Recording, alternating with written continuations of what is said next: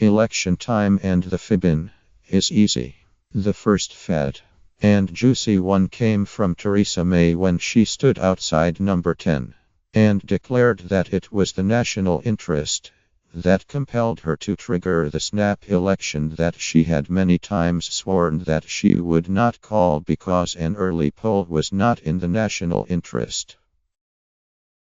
I don't blame Mrs. May for seeking to enlarge the slim parliamentary majority that she inherited from David Cameron.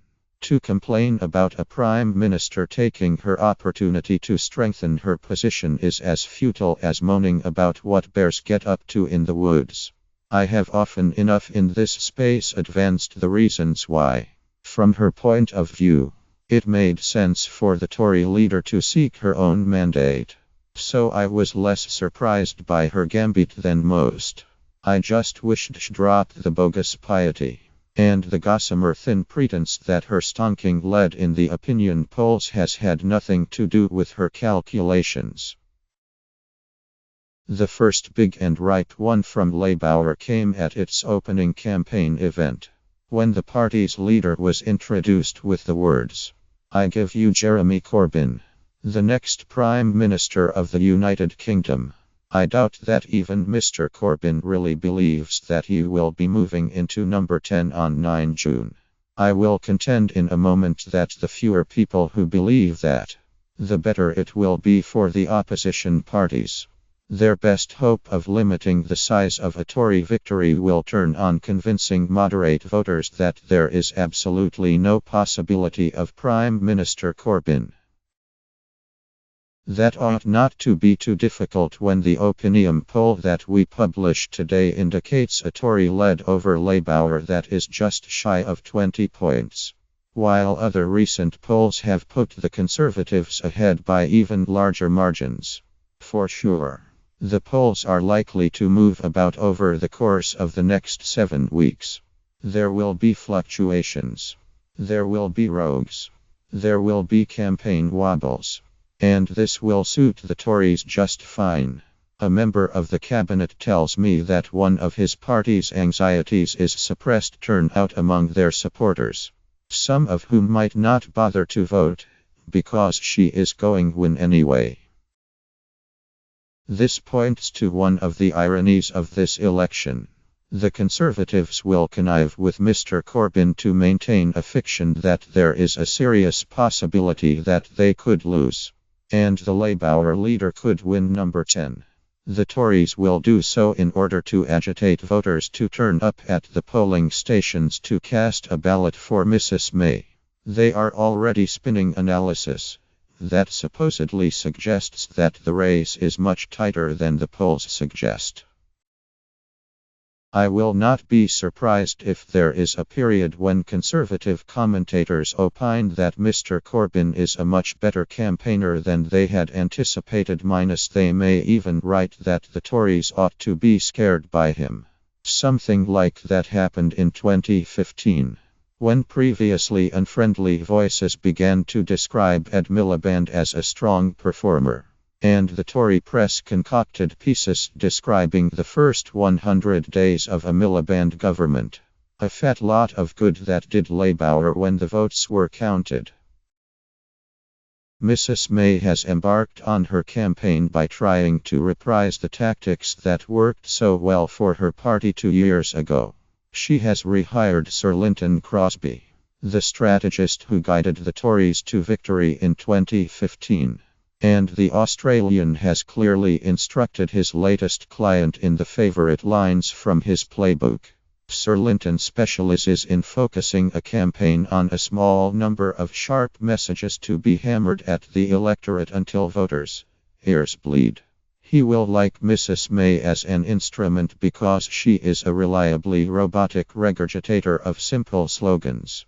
Her signature theme at the start of the campaign was pure Crosby, when she defined this contest as a choice between her strong leadership and being governed by a coalition of chaos, involving Labour, the Lib Dems and the SNP.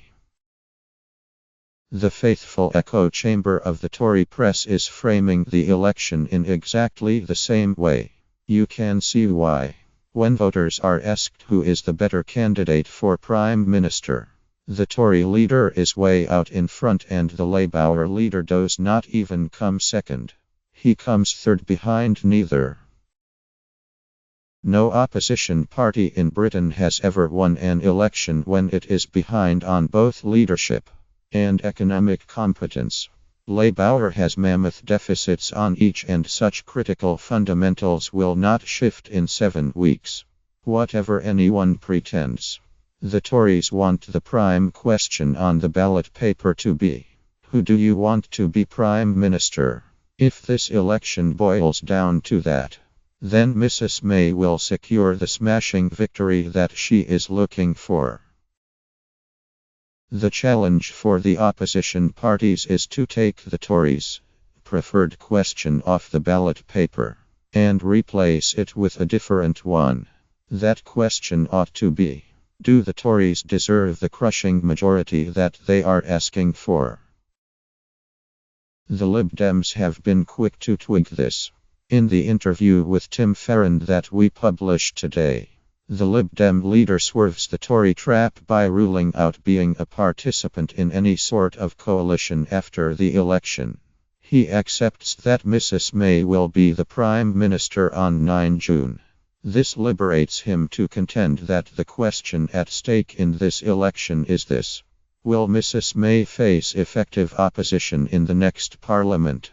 Or will she amass such a huge majority that she can steamroller through whatever version of Brexit she comes up with, and any domestic policy that her party wants to impose on Britain?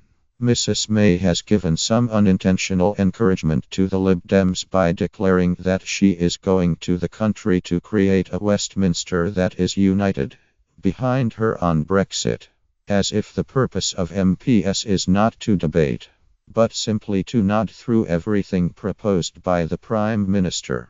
This impression that she is seeking a blank check from the voters and a rubber stamp parliament is amplified by her refusal to engage with the other leaders in TV debates. Electorates tend not to like it when they are taken for granted.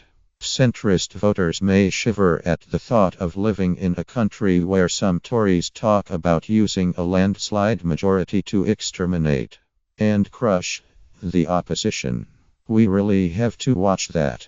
That tone is completely wrong, says one cabinet minister who believes that an imperious and arrogant Tory campaign will drive more moderate folk into the arms of the Lib Dems.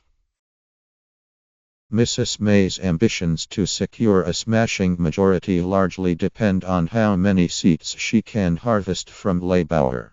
The talk among Labour MPs is not about whether they will secure ministerial jobs in the Corbyn government. The debate among them is how low their party will go. Will Labour's defeat be merely calamitous or utterly devastating? Will it be similar to the rout of 1983? When the party was reduced to 209 seats? Could it be more like 1935, when Labour scored just 154? I have even spoken to Labour MPs with fears that it could be worse than that.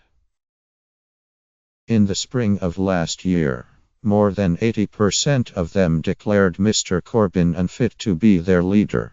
This leaves them vulnerable to repeated torture at the hands of opponents and interviewers who will demand how they can recommend him to the country as Prime Minister.